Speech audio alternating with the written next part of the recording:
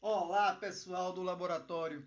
Muita gente nos escreveu falando sobre os vídeos que fizemos, apresentando os casos clínicos em algumas semanas atrás aí, né? Então, sobre os casos clínicos de anemia megaloblástica, aquele de linfócitos reativos e também sobre o linfócito naquele formato básico, autoexplicativo. Falaram que gostaram muito e pediram para que continuássemos produzindo mais materiais relacionados. Então, pessoal, nós do canal Lab Prática, eu, Valber Matias e nosso amigo aqui Humberto Medeiros, resolvemos fazer esse vídeo que também é uma apresentação de outro caso clínico, de uma forma diferente, mais didática, mostrando muitas imagens, como sempre, né? Porém, focando nos pontos principais para que haja uma elucidação desse caso. Isso, Valber. Vamos tentar mostrar os pontos principais do quadro hematológico, né? Os achados morfológicos, correlacionando-os com as possíveis suspeitas diagnósticas e também mostrando os diagnósticos diferenciais para o caso. Então vamos lá, vamos ver os dados que o equipamento nos forneceu e as imagens que observamos na microscopia.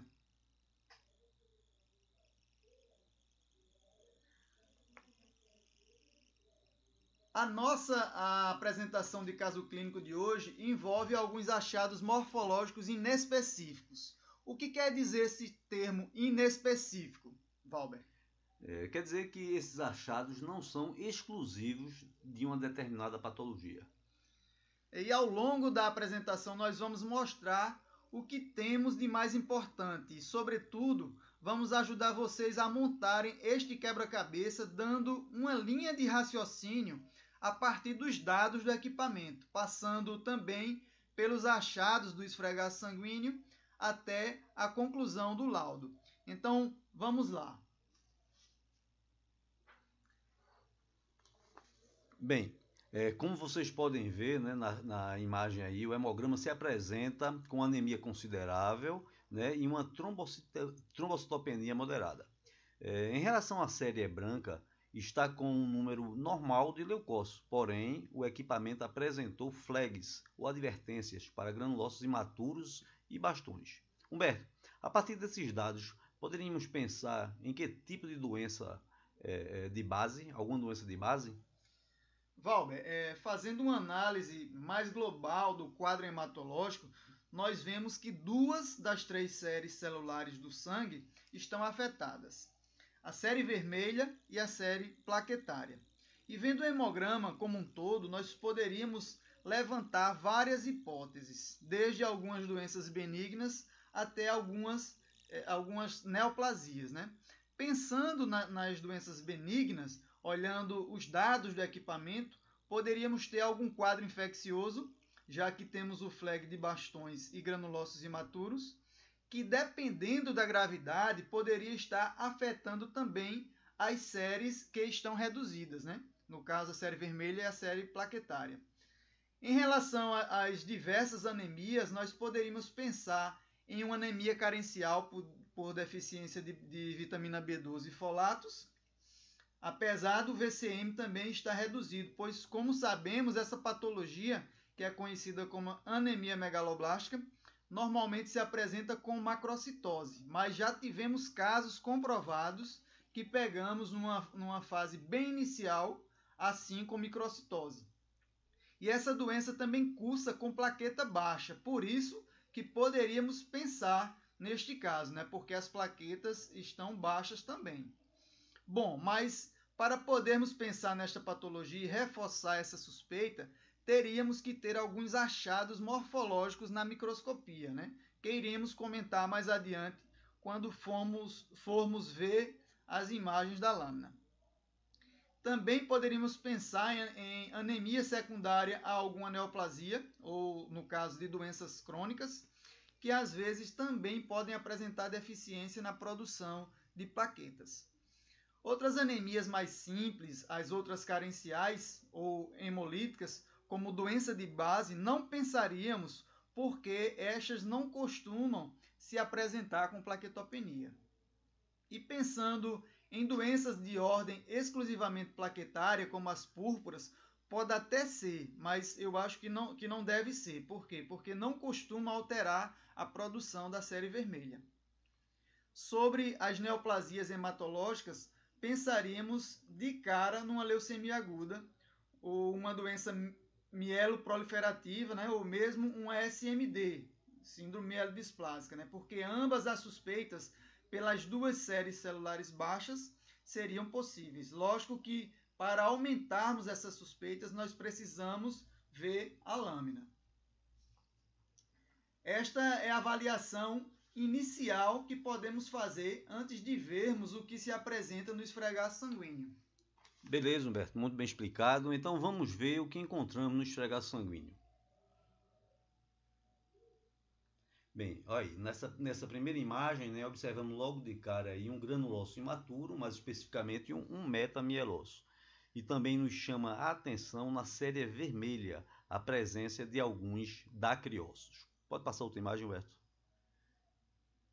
Então, nessa outra imagem, nós observamos um bastão, né, mais dacriócitos e um eritroblasto. O eritroblasto aí, bonitinho. Aqui, novamente, outro eritroblasto.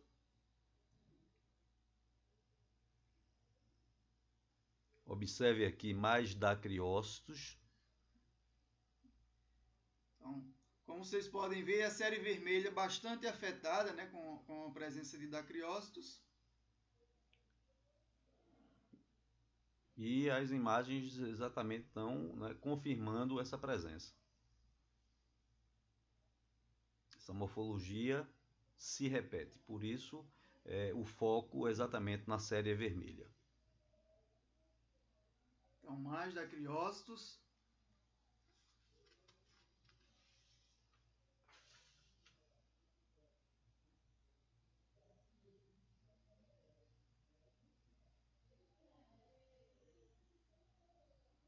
Bem, e nessa imagem temos uma célula, né, com alta relação núcleo-citoplasma, cromatina frouxa, um blasto bem característico. Como vocês perceberam, fizemos mais imagens da série vermelha do que da série branca. É que a série branca estava tão normal que chamou mais atenção e nesse estudo de caso chega a ser um achado mais relevante para fecharmos um raciocínio de suspeita de diagnóstico, né, para esse caso.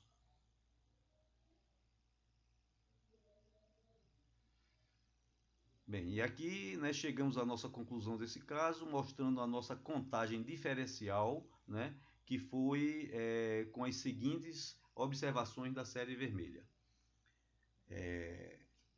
Em relação à série branca, nós encontramos um blasto, nenhum promielócito, 6 mielócitos, 7 metamielócitos, 12 bastões, 26 neutrófilos, 35 linfócitos, 8 monócitos, 1 eosinófilo e 1 basófilo, né? Essa foi a nossa contagem diferencial. E em relação à série vermelha, poicilocitose 1 cruz, hipocromia 1 cruz, com anisocitose de 2 cruzes e 1 cruz de microcitose, 23 eritroblastos em 100 leucócitos e, como vocês puderam perceber, a presença de vários dacriócitos. Não é isso, Valber? E as plaquetas, né, que foram confirmadas exatamente pelo método fônico, como é o nosso costume quando geralmente tem essas plaquetopenias. Então, Valber, vamos fazer algumas considerações em cima das suspeitas que nós levantamos, né, lá no início desta apresentação, quando fizemos uma pré-análise dos dados do equipamento. Agora, depois de nós vermos as imagens do esfregaço, o que dizer sobre a suspeita de se tratar de uma anemia megaloblástica? Bem, Humberto, não devemos mais pensar nessa patologia, né? Porque para reforçar essa suspeita, deveríamos ter encontrado alguns achados, como os neutrófilos hipersegmentados. Então, acho que não deve ser uma anemia megaloblástica. E sobre a anemia de neoplasia, né, ou de doença crônica, Humberto, o que podemos acrescentar? Valber, normalmente na anemia de doença crônica nós temos uma anemia microcítica e hipocrômica, porém sem alterações de forma, né? Então também não acredito que seja algo relacionado a isto. Valber, Vamos falar agora sobre a suspeita de infecção. O que podemos dizer? Bem, Humberto, olhando isoladamente para a contagem diferencial, poderíamos até continuar suspeitando, já que temos um desvio à esquerda. Porém, uma infecção como estas, alterações dessa celularidade mais imatura e também com essas alterações da série vermelhas e plaquetária, acredito que apareceria com uma leucocitose, talvez com bem mais pronunciada, né? Os eosinófilos desapareceriam e ocorreria com granulações tóxicas, talvez presença de corpo de Dolly. E em relação a doenças neoplásicas, acho que citamos no começo, o que é que a gente pode acrescentar? Para aumentarmos, né, a nossa suspeita sobre a leucemia aguda, nós deveríamos ter encontrado blastos nessa lâmina, né? E até encontramos, mas apenas um. E com os outros achados que vimos, como os granulócitos imaturos, os dacriócitos, acho que não deve ser uma leucemia aguda, né? Para suspeitar de síndrome mielodisplásica, normalmente encontramos mais achados característicos de displasias na lâmina. Então, também não acho que deva ser. Então, Humberto, diante de tudo aí que nós vimos aí, levando em consideração os dados do equipamento e os demais achados que observamos no esfregaço, qual a nossa suspeita diagnóstica para esse caso? Valber, diante do que nós vimos, né, essa anemia, essa plaquetopenia com esses leucócitos em número dentro da normalidade, porém com essa diferencial que encontramos, né, presença de poucos blastos, a presença dos dacriócitos na série vermelha, os eritroblastos, nós achamos, né, chegamos à conclusão de se tratar de uma doença mieloproliferativa crônica, mais especificamente uma mielofibrose. O quadro ele também se parece com uma síndrome mielodisplásica, porém, como não vimos as displasias características destas, e com estes dacriócitos reforça a suspeita da mielofibrose. Lógico que isso ainda se trata de uma suspeita realizada exclusivamente em cima do hemograma, pois não tratamos aqui da clínica do paciente nem de outros exames complementares. Exatamente, Humberto. E o nosso objetivo é somente fazer essa análise do hemograma, né? E mostrar que ele sozinho pode nos dizer muita coisa. Apesar de sabermos que o diagnóstico não se encerra aqui, seria exatamente o início de investigação, né, da patologia, o hematologista vai precisar fazer outros exames para confirmar, né, exames complementares. E também correlacionar com os achados clínicos, mas que, a partir daqui, com uma suspeita mais direcionada. O diagnóstico poderia ser realizado de uma forma mais direta, percorrendo um caminho mais curto. O hematologista, recebendo um laudo com estes achados, né, com essa diferenciação e essas observações, ele vai pensar inicialmente nessa suspeita que você acabou de falar, Humberto. Exatamente. Então, assim nós chegamos ao final de mais este caso, esse estudo de caso, né, que nós trouxemos para vocês. E se você ainda não é inscrito no nosso canal, se inscreva, ative o sininho, né, o sininho para poder receber as notificações quando nós fizermos algum vídeo novo e também compartilha para que outros colegas possam ver esse estudo de caso, para que possam levar, nós podemos levar esse conhecimento adiante. É isso aí, pessoal. Um abraço e até o próximo vídeo. Grande abraço aí, pessoal. Até mais.